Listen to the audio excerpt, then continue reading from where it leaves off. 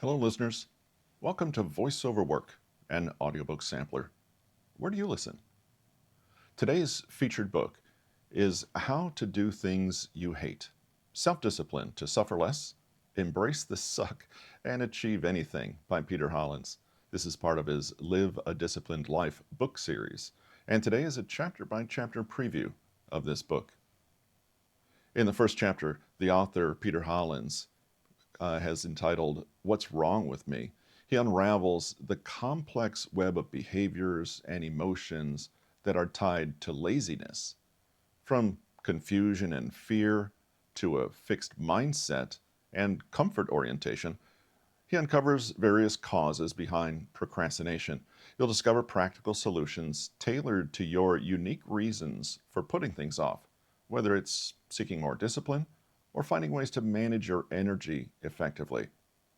We'll also take some inspiration from the Shaolin monk's approach to self-mastery, emphasizing acceptance as a powerful tool against experiential avoidance.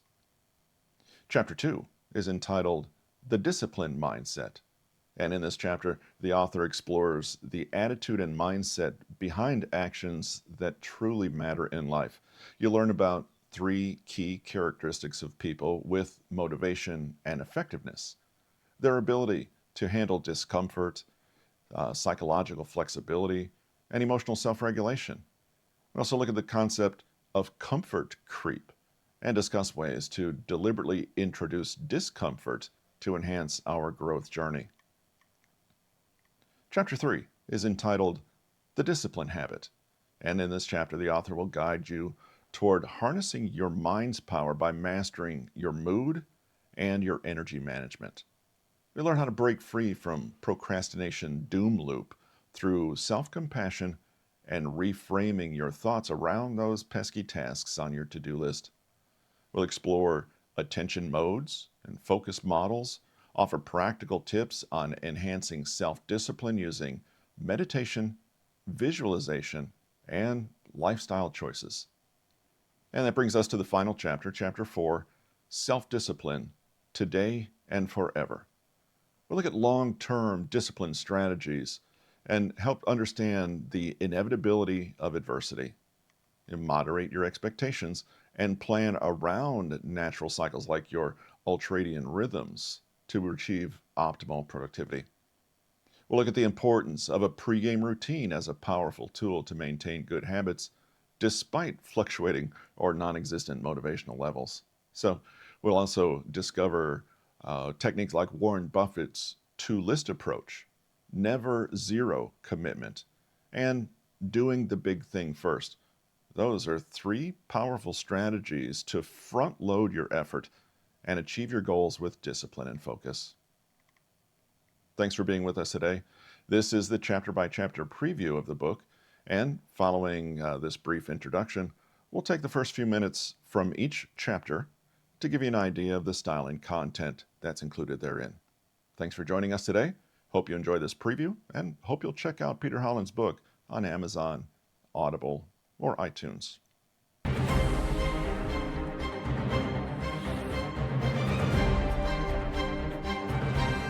Chapter 1. What's wrong with me? You wake up a little late one morning, and you're completely exhausted. You have a scary-looking to-do list, and you're exhausted just looking at it. Eventually, you pull yourself out of bed, force yourself to get ready for the day, and cajole yourself into doing the day's tasks, much the same way an armed prison warden watches over a chain gang to make sure that nobody's slacking off. But you still manage to slack off anyway, and after barely 5 minutes on a task, you already notice your mind popping up and asking you if it's time for a break. Then a whole slew of well-worn excuses come out of the woodwork. It's too late to get started now anyway. You're tired. Actually, come to think of it, do you feel a little cold coming on? And truthfully, you don't really even know what you're doing. You can do this later. Maybe you don't have to do it at all. Fast forward a few minutes and you're scrolling mindlessly online or doing some other non-essential task. This spice rack urgently needed to be alphabetized. What else was I going to do?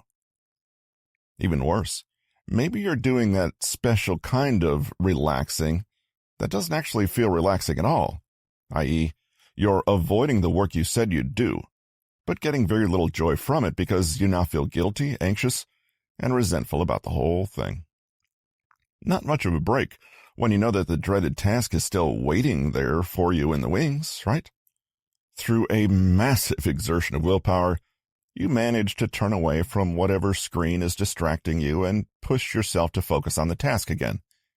It feels boring, pointless, too hard. You grind through, putting every last bit of effort into it, and 5 minutes later you stop again. By the end of the day, you've done very little, but somehow feel absolutely spent. The next morning, your to-do list is a little longer and a little scarier. If this problem sounds at all familiar, then you've probably asked yourself this question: what on earth is wrong with me? One possible answer is you're lazy. The thing about diagnosing this complex string of behaviors as laziness is that, well, it's lazy. Whether you call it procrastination, fear of failure, laziness, or fatigue, something is holding you back and preventing you from achieving the goal you have already identified for yourself as valuable. The instinct may be to run from the problem, but in doing so, you never get to understand why you behave this way in the first place. In fact, as you read on, you may come to see that this overly simplistic and knee-jerk labeling of behavior as lazy is part of precisely the same set of beliefs and habits that keeps you behaving this way. So we'll begin our book not with, say, 10 easy productivity hacks for getting over your laziness, but rather a closer look at what laziness actually is. You procrastinate for a reason. Understand that reason and give yourself a real chance to do something different. On the other hand, if you are uninterested in why you behave as you do right now, you may very well stay trapped there, constantly trying to solve a problem using the very same mindset that created the problem in the first place. The different types of laziness. So, let's take a curious, neutral, almost scientific attitude to the problem. First, what is laziness? Laziness can be defined as the conscious unwillingness to put in the necessary... Chapter 2. The discipline mindset. In the previous chapter, we took a close look at exactly how we get in our own ways and undermine our attempts at growth, learning, and development. With a better understanding of what can go wrong, however, we're now better prepared to consider the healthier alternative. What does a disciplined person look like? How do they behave, think, feel? If you've read any productivity self-help material before, or encountered any advice about self-discipline, you might have gotten the idea that it's just about what you do. And in a way, that is 100% true. But what really matters is the mindset behind those actions. If you've heard that really effective and accomplished people wake up at 4 a.m. every morning, for example, you might then proceed to force yourself to do the same, hoping that it will make you similarly effective and accomplished. But this is to misunderstand that the behavior you can observe in someone is only the very end result of a long, internal, and completely private process. Unless you understand those hidden motivations, mindsets, attitudes, and beliefs, then you're just blindly copying behavior without understanding what it means. The behavior is not what made that person successful. The mindset was. This probably also explains why truly successful people don't tend to consume the kind of inspirational content that ends up being made about them. In this chapter, we'll look at 3 things that characterize the mindset of people who end up displaying superior motivation, discipline, and effectiveness in life. 1. Their ability to embrace and work with discomfort. 2. Their psychological flexibility. 3. Their capacity for emotional self-regulation. Let's take a look at each in turn. How to embrace discomfort. In the previous chapter, We saw that a big part of some people's laziness is the merry-go-round of experiential avoidance. However, even if you didn't particularly recognize yourself in those descriptions, almost all of us have a suboptimal relationship with discomfort in a general sense, and it hinders our ability to reach our fullest potential. Truly effective people are on more than speaking terms with discomfort. They have an ongoing, long-term relationship with it. Their entire outlook in this area is counter to what is usually encouraged in conventional culture. We've already encountered the idea of comfort orientation, but what does discomfort orientation look like? The Stoics will be providing the theoretical backbone for this chapter, since they knew the strength of the connection between discomfort and growth. But first, let's consider an example. David has worked hard in his career and now has plenty of disposable income. Over time, he creates a home entertainment system that is more and more sophisticated. He buys bigger and bigger screens, invests in more expensive gaming equipment, and sinks himself regularly into a perfect sofa that feels like a cloud to sit on. There's a built-in drinks fridge and voice-controlled lighting. At first, David saw this project as a kind of reward for earning well and a way to relax after work. But soon, he starts to become someone he isn't really proud of. He gains weight, he starts spending hours every day zoned out in front of the screen, and his relationships suffer. One day he has a full-scale temper tantrum because Chapter 3, The Discipline Habit. Discomfort tolerance, psychological flexibility, emotional regulation. If you can master these three mindsets in your own life, you can start to appreciate the secret that every truly effective person knows. It's possible to harness your mind power and use it to work for you rather than constantly be at its mercy or even have it work against you. What's remarkable is that this possibility is available to anyone, no matter where they currently are in their lives. No matter what happens today, you can wake up tomorrow and choose to use your mind as a tool to help you build the life you want for yourself. No matter what is happening right now, you can choose what your experience will be and how you will act. Now that we've taken a good look at what it's like to not have self-discipline, as well as the three key ingredients for the disciplined mindset, let's dive into the problem that likely brought you to this book in the first place: procrastination. We are now going to put that mindset to use and manifest it in consistent, real-world action. That is, in habit. The procrastination doom loop. Two things seem true about procrastination. Everyone has a theory about how not to do it, yet everyone seems to do it. According to Derek Thompson's article in The Atlantic, procrastination is related more to a person's emotions rather than their time management skills. Breaking the habit of procrastination is therefore a psychological exercise rather than simply a matter of being more organized. The insight here is that self-discipline is not about having a well-structured schedule, for example, or a good morning routine. Rather, it's about maintaining the kind of mindset that would make those habits and behaviors possible. Joseph Ferrari, a psychology professor at DePaul University, compares telling a chronic procrastinator to just do it to telling a clinically depressed person to cheer up. Through his research, Ferrari has identified two main reasons behind procrastination. People delay taking action because they don't feel like they are in the right mood to complete the task. People believe that their mood will change in the near future.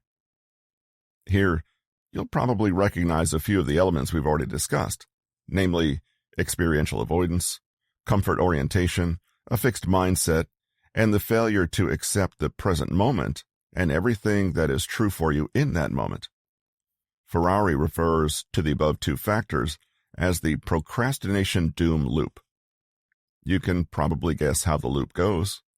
1. You put off an important task. 2. You feel guilt, shame, or anxiety. 3. These anxious emotions then make it even less likely you'll muster the emotional and cognitive energy needed to complete the task, because, remember, you believe you have to be in the right mood to start. 4. You keep putting off the task. 5. You feel even more guilt, shame, and anxiety. 6. And so on for a few cycles. And then 7. Doom. Very quickly you find yourself in a nasty loop. There are many interesting theories about what starts us out on a procrastination loop, but in a way, that is not as important as figuring out why the loop is maintained. In other words, a vicious cycle has no root. Procrastination is far more complex than commonly believed. Chapter 4. Self-Discipline. Today and forever. You already have everyday habits that you follow without thinking about it. The question is whether you choose to make those habits ones that align with your goals. You already have a mindset that colors everything in your world. The question is how you choose to shape that mindset and use it as a tool. You already have attention. The question is whether you can consciously choose where that attention lands and how long to keep it there.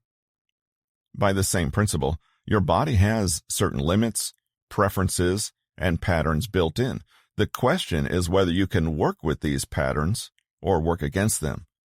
In this final chapter, we're looking at what self-discipline looks like in the long term. Many people can find it easy to muster up dedication, as long as they don't have to maintain it for longer than a month or so. They may hear the word discipline and imagine it's a bit like the mindset of going on a diet, i.e., something painful and unsustainable that you will only keep up for as long as you need to, and then drop as soon as you can. But those among us who are truly disciplined know that it's a long life, and staying consistently disciplined forever requires a little more than doing dramatic overnight transformations that only leave you back at square one in a few weeks or months. Specifically, it requires a clear-headed acknowledgement of the fact that you will mess up and strategies to work with that fact. It's all about expectation. If you have a vision of a disciplined life that looks like perfection, ease, all-or-nothing thinking, and constant improvement day after day, you're going to give up at the first hurdle. Rather, disciplined and effective people have figured out how to work with their failures, their lack of motivation, their bad days, and their unexpected setbacks. They're never surprised when things don't go to plan. In fact, they expect it and have already set up a plan to not only persist, but to turn that adversity to their advantage. We'll be looking at ways to work around your natural physical limitations to get the most out of your energy and attention levels, as well as how to structure your day-to-day life so that no obstacles, snags, or disappointments ever have the power to derail you completely. It's not about invulnerability or perfection, but rather about flexibility, learning, and a slow but steady approach that breeds success in the real world. Working with your ultradian rhythms. Sometimes, the most disciplined thing you can do is take a nap.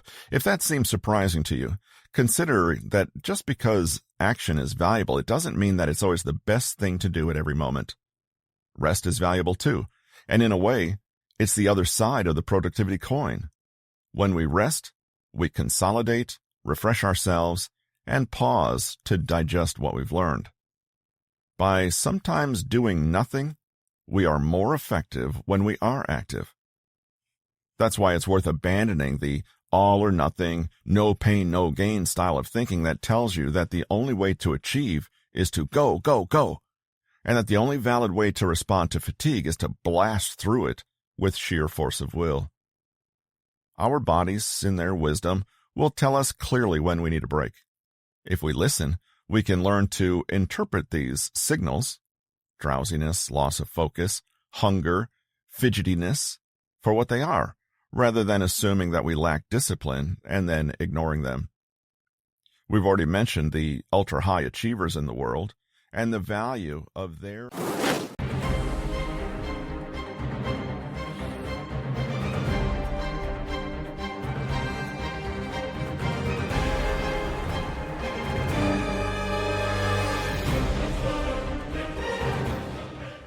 And there you have it, folks. An insightful journey through the world of self-mastery, discipline, and overcoming laziness. We've looked at various causes of procrastination.